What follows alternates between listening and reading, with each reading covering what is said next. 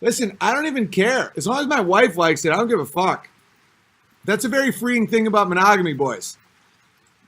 Is when you're monogamous and you only care about what one woman thinks, and you truly don't want attention from women sexually, you will get a way better crew. Because, like, there's subconscious shit. By the way, if I sound like I'm loud, it's because it's raining super hard. You probably can't hear the rain. But there's a subconscious thing where a guy who's looking for other women to want him in any way, guys can feel it and so can women, even if you don't do anything weird. So if you truly don't give a fuck at all, which I obviously don't at all, it relaxes everybody. And then this is the plus. You can finally have a mustache. Like, if your girl's like, oh, it's a sweet stash, you're not like, yeah, but what are the other girls going to think? Non-factors. And that's why it's so fucking authoritative. Because it's telling the world, like, listen, I don't give a shit what you want. My wife knows this is fucking awesome. And then they're like, wife, like, he's committed. He's not searching. He doesn't have an empty void in him that needs to be filled up all the time. Maybe I will give him my license and registration. What do I think about the Covington kids? I talked all about it in the beginning. Just watch the beginning. The beginning was, the beginning had my bullet points. You have to have a chin to pull off the stash. I mean, doesn't everyone have a chin? I'm self-conscious. It's all right. I'm glad you're honest. If you're honest about your self-conscious, you'll work through it. What's the end game for the Wizards? End game for the Wizards is to get you so dependent, which everyone already is, that they'll tank the dollar, they'll turn off the electricity, and everyone's going to run to FEMA for help. And then you're literally slaves. So if you survive that wave, which you can, there's not a lot of these people. It's like the UN isn't that strong. It's like it's all wizard shit. If you can survive, like, with water and neighbors and stuff, we can like be in such a good place. Like, the future's so bright if you just realize you don't have to be dependent anymore. Locked up at your local Walmart, constant wire always included. Tartary Empire. I was looking into that. Someone told me about that. It's a whole thing. It's like there might have been this whole empire that no one ever talks about, the Tartars. I say we defund the UN and knock down that building that's prime real estate. I almost want. I think it would be so funny if this would be unbelievable. If they get this big elaborate plan and they try to do it, and Jordan Peterson is part of this, by the way. Fact. And everybody has their own water and stuff and like their friends, and it doesn't work.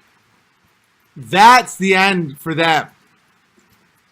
Like, let's say the dollar tanks and the electricity goes off and everyone's like, the FEMA camps are open. Listen, the cities are fucked. Like LA, that's 20 million slaves right there. Just boom. But everybody who isn't is like if it doesn't work, that's an all-in game. Like, that's it. All right, what do we got here? How should I explain what happens after we die to my 5-year-old? I'm barely coming around to Christianity after being a non-believer for so long. I don't know.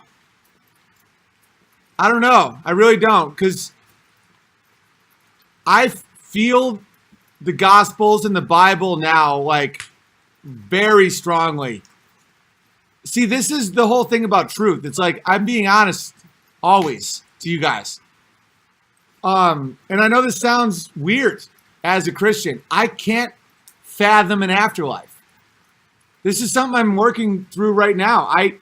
I find it to be so, I don't know. I just can't fathom it. I would love it so much that I'd almost don't even think about it. I perceive hell and heaven on earth.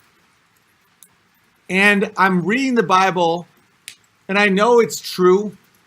And I'm reading the words, but it's like I still can't say like I'll see you in heaven.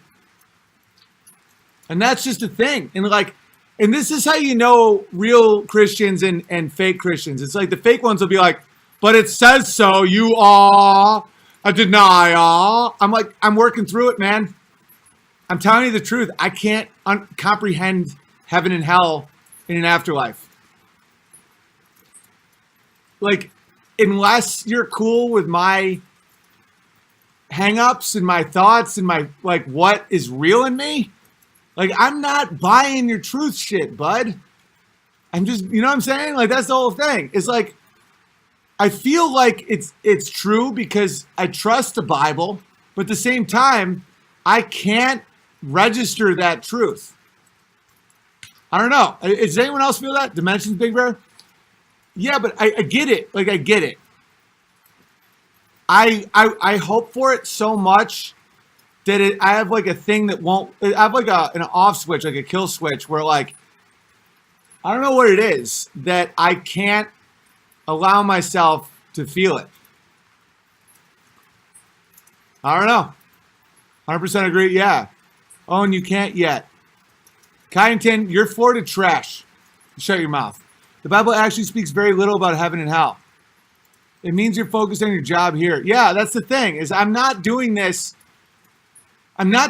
for a reward. I don't think you can really be Christian if you're doing anything for a reward. You don't get more knowledge or more, I'm not going to use the word power, but it is a power. Like, you can literally part monster, like monsters just go, rah. It's like it can't be about getting things. Like, the love I have for my family is what allowed me to see so much shit in this world. Because, like, you have to take a blind jump. That's why it's called faith. That's why I can't prove it with science. So there's a word for it. It's called faith. When you take faith, when I was in a dark spot, not dark, but I was like being attacked, you know, like people turning on me. It's a psychological mind fuck when that stuff happens. And I sought like guidance from Jesus's life because no one had it worse than him. And it's like, I don't know. I was never motivated by like, if I do this, I'll get something because I don't know. Does that make sense? Like, you have to be able to be like, I will give up everything to not ensure the slavery of my children. And at that point, a door opens and another door opens. And it literally does. And you don't even realize it for a while. And I still want to burn some of them. But like, when people are coming at you and you see their motivations and how like they're like, when you can see what's coming. And I'm not even talking about the fires of the afterlife. I'm talking about like right now. And how they can't comprehend love, like real love or real truth. You literally can sometimes feel compassion. You can feel like I've had people just like verbally assault me. And I felt like, man, that sucks. And that's the first moment I ever understood love thy enemy. I'm not fully there yet. Like, I also want to gut my enemies. And I don't, and that isn't passivity. That isn't like, hug your invaders. That isn't what that means. That means like, it's that whole like, forgive them, Father, they know not what they do. I totally get that. Because the very people throwing stones at Jesus and being like, got him, kill him. Jesus looks at them and says, I know what your life is. It's awful. And you committing these acts over and over again ensures the hell you're in. And like, that is like, okay, on his cross, humiliated. Not to him, obviously, but like, they mocked him with a crown of thorns. Like, I've seen that with my own life. This comedian, he was kicked out by his own town by his own brother. This comedian, it's literally, you see it and you're like, holy fuck! Like, people are so fucking like. And then there's a at first you're like, war, and then you're like, you have nothing. You really get to that point where you look at them and you go, how do you not see it? And as you're bleeding, you feel a sense of compassion for people, not to like pardon them or like hug them or anything. That's not what this is. That's been distorted by wizards. But you look at them, this mob of like, throw stones, shame, and you're like, you can't even comprehend love. You know, and that was like Braveheart. If you want to go secular, it's like, do you admit? Do you kneel? You know, we have all these weapons to gut you, but a quick death if you say the words. And he's like, freedom! And he just takes it and takes it and takes it. And that isn't, the world's been flipped upside down where like, they would call that like masochism or self-hate, or it's like, why would you not just take the release of pain? And it's like, release to what? Like, to a world where you can't feel any love? That's not a release. That's, pain is awful. Like, people that would make it seem, like, because the very people that can't comprehend that are the ones that were like, oh, it must serve you somehow. Because they only serve themselves. Do you understand yet? Where it's like, oh, so you like pain, you like to be the victim, you like to, it's like, I hate that. But like, the other option is so much worse. The thought that I want to be like humiliated by a club that I worked for years to do my first set at and eventually hung my picture on, that I took my wife to our first date on, that I used to play piano with till 6 a.m. with movie stars and sing. It's like, to think I want them to call me crazy and like a nut job and a Nazi. Like, that's so impossible to think that someone wants that. Unless you don't understand love and self-sacrifice. And if you don't understand love and self-sacrifice, you live in hell. Your life is a series of envies, and you're always like, look, you can't feel anything.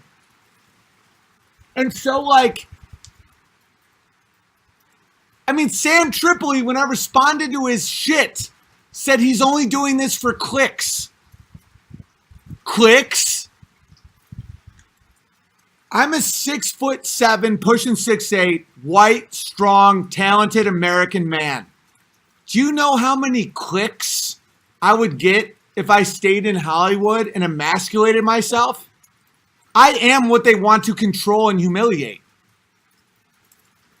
The straight, white, American male is what they want to do their little dance and say, oh man, clicks? Motherfucker, I was hauling brush to survive with children. And at first I'm like, oh, this is like a CIA op. I'm like, and then it dawned on me, I'm like, holy fuck. This dude doesn't fathom doing anything for anyone else or the future. So every action is either insanity or some weird agenda. There's whole things on Reddit saying like, this is all an act. Owen's doing like this. It's so mind-blowing that people can't possibly fathom. Like, I left LA because it wasn't safe for my family. Like, families do not have a safe life in LA. It's full of poison. The schools are shit. There's crime. There's no water. If anything happens, people starve. I'm leaving. And they're like, oh, rebranding. It's like, I'm leaving. And I was always so loved in LA. Like, people liked me and respected me.